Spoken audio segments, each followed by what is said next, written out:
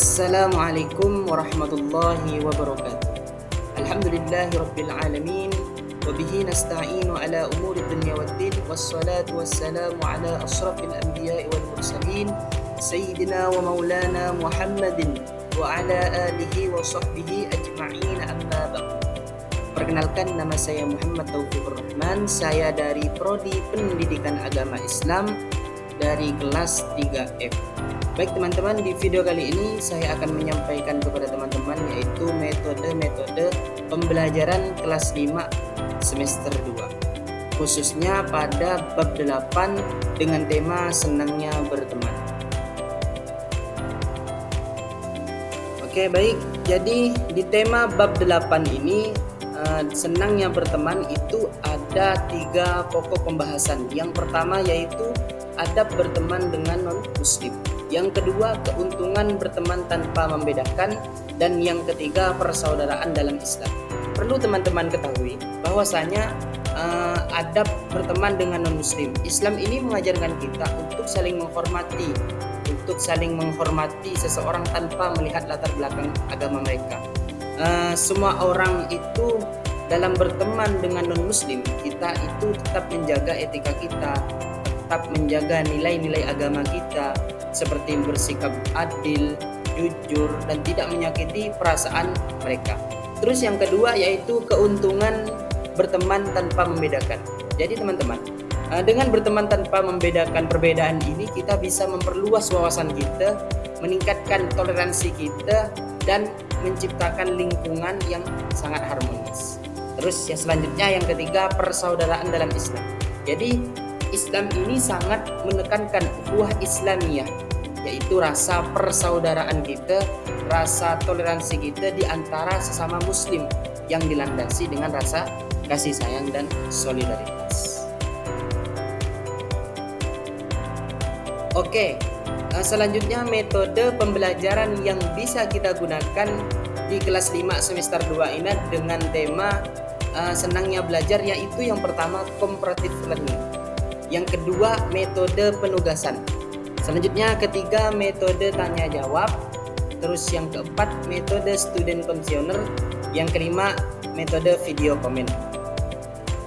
Oke, salah satu metode yang akan saya jelaskan lebih detail itu adalah metode comparative learning. Apa sih metode comparative learning ini? Jadi teman-teman, metode comparative learning ini adalah metode yang melibatkan kerjasama antar siswa dalam kelompok kecil untuk menyelesaikan tugas atau menyelesaikan masalah. Jadi tujuan metode ini adalah untuk meningkatkan kemampuan siswa dalam memahami materi sekaligus melatih mereka itu untuk bekerja sama, berkomunikasi, dan saling menghargai.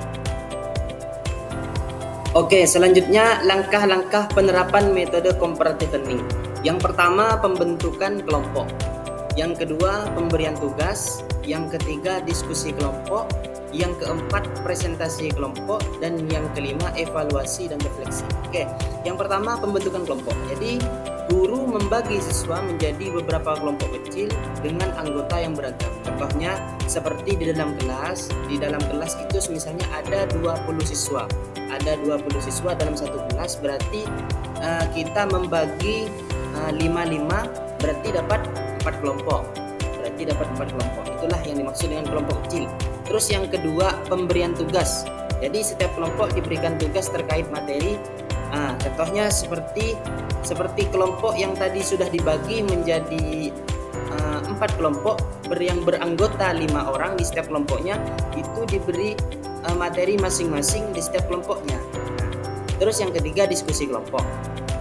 Siswa berdiskusi untuk menyelesaikan tugas dengan saling membantu dan berbagi ide. Jadi kelompok yang tadi sudah dibagikan menjadi 4 kelompok dengan orangnya 5 per kelompoknya, terus dibagi tugas sudah.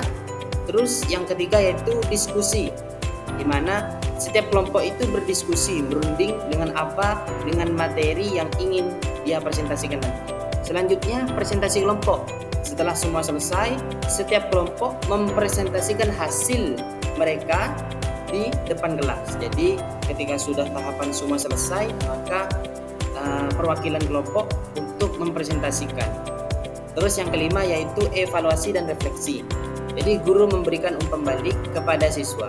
Setelah itu guru menilai bagaimana siswa itu memahami materinya, bagaimana siswa itu mendalami materinya secara pemahamannya setelah mengetahui hasil presentasi setiap kelompok. Jadi teman-teman, kesimpulan dari metode comparative learning ini adalah salah satu pendekatan pembelajaran yang sangat efektif di materi bab 8, yaitu dengan tema senangnya berteman. Karena metode ini tidak hanya membantu siswa itu memahami konsep adab berteman, bukan, tetapi juga keuntungan berteman tanpa membedakan dan persaudaraan dalam Islam. Tetapi juga melatih untuk bekerja sama, berkomunikasi, dan saling menghargai pendapat temannya, saling menghargai ucapan temannya. Dengan apa? Dengan langkah-langkah yang terstruktur. Karena metode ini menciptakan suasana belajar yang berinteraktif dan menyenangkan, sehingga nilai-nilai sosial dapat dipahami dan aplikasikan dalam kehidupan siswa, kehidupan mereka dalam sehari-harinya. Oke teman-teman, mungkin cukup itu yang bisa saya sampaikan. Semoga apa yang saya sampaikan bisa bermanfaat untuk teman-teman sekalian. Kurang lebihnya saya mohon maaf. Hadanallahu wa iyyakum ila siratal mustaqim. Assalamualaikum warahmatullahi wabarakatuh.